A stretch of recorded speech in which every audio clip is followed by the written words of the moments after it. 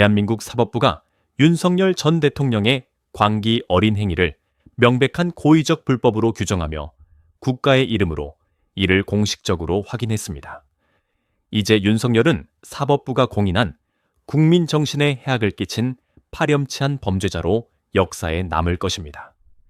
김건희 일가가 끌어모은 수십억 원을 생각하면 전 국민이 민생지원금을 신청하는 것이야말로 진정한 민생회복이 아닐까요? 재판부는 너희 식구가 저지른 짓은 명백한 불법이다라고 선고하며 그의 불법 계엄이 나라를 혼란에 빠뜨린 중대한 범죄임을 분명히 했습니다. 심평 변호사가 윤석열 전 대통령이 구치소의 열악한 견디기 어려워하고 있다고 주장했습니다. 신 변호사는 지난 25일 일반인 면회가 금지된 윤 전 대통령을 변호사의 자격을 이용해 접견이라는 형태로 배고왔다며 근황을 전했습니다. 신 변호사는 윤 전 대통령이 현재 1.8평 8평 정도의 협소한 독방에 구금돼 있고 채걸상 대신 골판지로 된 받침대 하나가 주어졌다고 한다며 여기 앞에 쭈그리고 앉아 간신히 식사를 하고 그 위에 성경책을 놓고 읽는 것 외에는 어떤 지적 활동도 할 수 없는 처지라고 주장했습니다.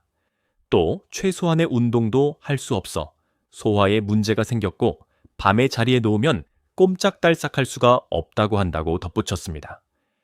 신 변호사는 윤 전 대통령을 접견실에서 만난 것이고 그의 독방을 직접 본 건 아니기 때문에 이 같은 내용은 윤 전 대통령 본인의 주장입니다. 신 변호사는 그의 전원을 토대로 윤 전 대통령이 한마디로 생지옥에 놓여 있다면서 접견을 마치고 나오는데 서러운 감정이 북받쳐 올랐다고 말했습니다. 그러면서 윤 전 대통령은 대화 내용이 밖에 알려지지 않는 게 좋겠다고 했지만 속에 열불이나 그대로 있을 수가 없다며 미국과 서방 국가들의 개입을 호소한다고 말했습니다. 이와 관련해 법무부는 지난 13일 보도자료를 내고 교정관계 법령에 따라 윤 전 대통령은 일반 수용자와 동일한 기준으로 대하고 있다고 밝힌 바 있습니다. 윤석열은 어떤 책임을 져야 할까요?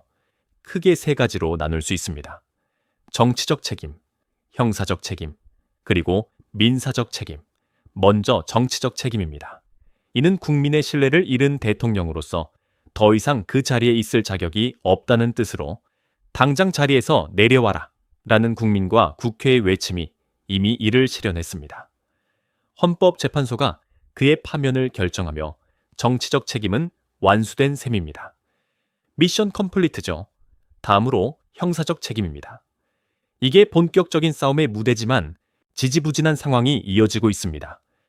윤석열이 저지른 죄는 대한민국 형법상 최악의 범죄인 내란에 해당합니다. 그는 내란 수괴로 지목된 인물로서 이제 감옥에서든 아니면 요단강을 건너든 그 죗값을 치러야 합니다. 현재 서울중앙지법에서 진행 중인 내란 수고의 재판이 바로 이 과정입니다. 이 재판이 성공적으로 마무리되면 그는 평생 교도소에서 보내거나 법이 정한 최고형을 받게 될 것입니다. 이건 아직 진행 중 임기이죠. 마지막으로 민사적 책임입니다. 바로 어제 나온 판결이 여기에 해당합니다.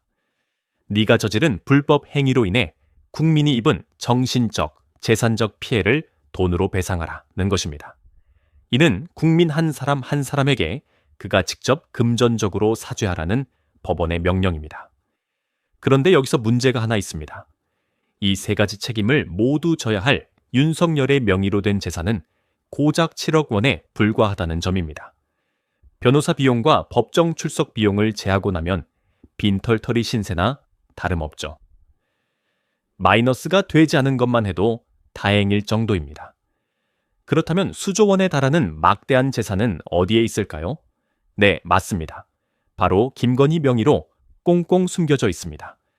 그렇다면 우리가 승소해도 이 돈을 받을 수 없는 걸까요? 천만에요. 내란 특검에서 김건희가 내란에 가담한 공범 혹은 실제 주도자였다는 사실이 밝혀진다면 이야기는 달라집니다. 그녀가 단순한 방관자가 아니라 내란의 핵심 인물이었다는 증거만 입증된다면 그 수조 원의 재산에서도 국민이 입은 피해를 배상받을 수 있습니다. 남편인 윤석열 전 대통령이 나라를 뒤엎는 계엄이라는 자신의 정치 생명을 건 중대한 도박을 벌이고 있던 그 순간, 김건희 여사는 대체 어디에 있었을까요? 바로 강남 한복판의 성형외과에서 3시간을 보내고 있었습니다. 경호원들을 주렁주렁 달고 마치 나는 여기 있다 라고 광고하듯 외부 동선을 만든 이 행동은 누가 봐도 어설픈 알리바이를 만들려는 의도로 보입니다. 평소 대통령 관저에서 몰래 성형시술을 받던 인물이 하필 그 결정적인 날, 공개적으로 성형외과를 방문한 이유는 무엇일까요? 여보, 나 피부 관리 좀 받고 올게. 당신은 나라를 신나게 뒤엎어 라는 말이 과연 상식적으로 납득이 될까요? 이상민과 한동수 전 장관은 윤석열이 이렇게 말했다고 전했습니다. 계엄 선포 계획은 아무도 몰랐다. 심지어 내 아내도 몰랐다. 아내가 굉장히 화낼 것 같다. 이 말은 김건희 여사가 성형외과 방문이라는 알리바이를 치밀하게 준비한 것과 딱 들어맞지 않습니까? 대통령실 안에서 부제로라 불리며 국정 전반에 깊숙이 관여했던 김건희가 계엄에 대해 전혀 몰랐다는 주장은 오히려 더 터무니없습니다. 내란의 핵심 설계자로 지목된 노상원이 야구 방망이를 들고 선거관리위원장을 처리하겠다고 혼장담했던 그 인물입니다. 그런데 이 노상원이 김건희 여사와 비아폰으로 직접 통화했다는 결정적 증언이 나왔습니다. 롯데리아 회동에 참석했던 당사자들이 2차례 이상 이를 똑똑히 목격했고 검찰에까지 이 사실을 진술했습니다. 윤석열이 홍정원 1차장에게 이번 기회에 싹 다 잡아들여 라며 방첩사를 동원하라는 위법적인 지시를 내렸습니다. 방첩사령관 여인영은 홍정원에게 체포 명단을 전화로 불러줬죠.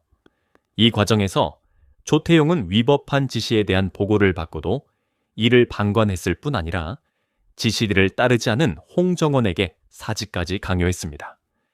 이 모든 상황에서 김건희 여사와 조태용이 주고받은 문자 3통이 결정적인 단서로 떠오릅니다. 이 모든 정황은 김건희 여사가 내란에 깊이 관여했음을 시사합니다.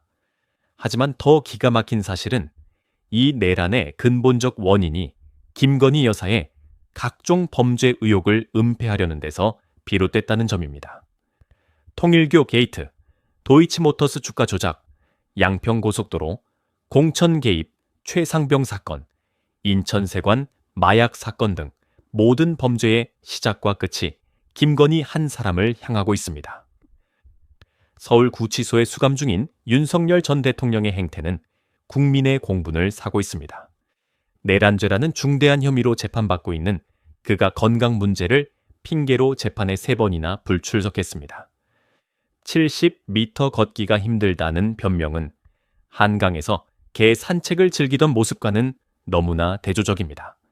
더욱 심각한 것은 직무유기 혐의를 받고 있는 직위원의 태도입니다. 특검이 구인 영장 발부를 요청했으나 직위원은 절차적 엄격함을 운운하며 구치소의 확인부터 하겠다고 시간을 끌었습니다. 이는 윤석열 전 대통령을 감싸려는 의도가 아닌지 의심스럽습니다. 이소영 의원은 이를 날카롭게 지적하며 팩트 폭행을 가했습니다.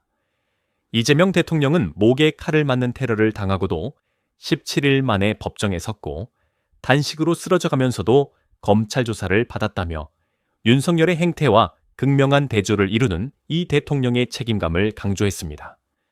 지금 은행들은 난리가 났어요. 우리가 맡긴 예금 이자는 0.1% 올릴까 말까 벌벌 떨면서 우리가 빌린 대출 이자는 1%씩 팍팍 올리는 방식으로 국민들의 눈물을 짜내 돈 잔치를 벌이고 있습니다. 물론 윤석열의 삽질 때문도 있지만 체감 경기는 IMF 때보다 더하다는 얘기까지 나옵니다. 나토 순방 당시 화제가 됐던 수천만 원짜리 명품 목걸이 사건이 재점화됐습니다.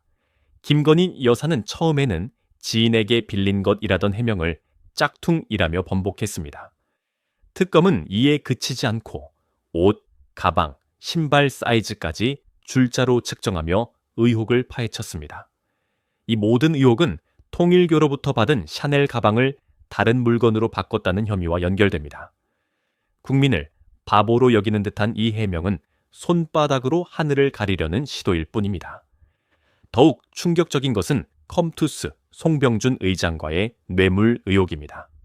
송 의장이 김건희의 코바나 콘텐츠 전시에 거액을 후원한 뒤 공교롭게도 검찰 조사에서 무혐의 처분을 받았습니다. 이는 윤석열이 서울중앙지검장 시절 김건희와 연루된 검사들과의 유착 의혹으로 이어집니다. 결혼 생활이 진짜인지 사기인지 모르겠다서는 국민의 분노가 터져나옵니다.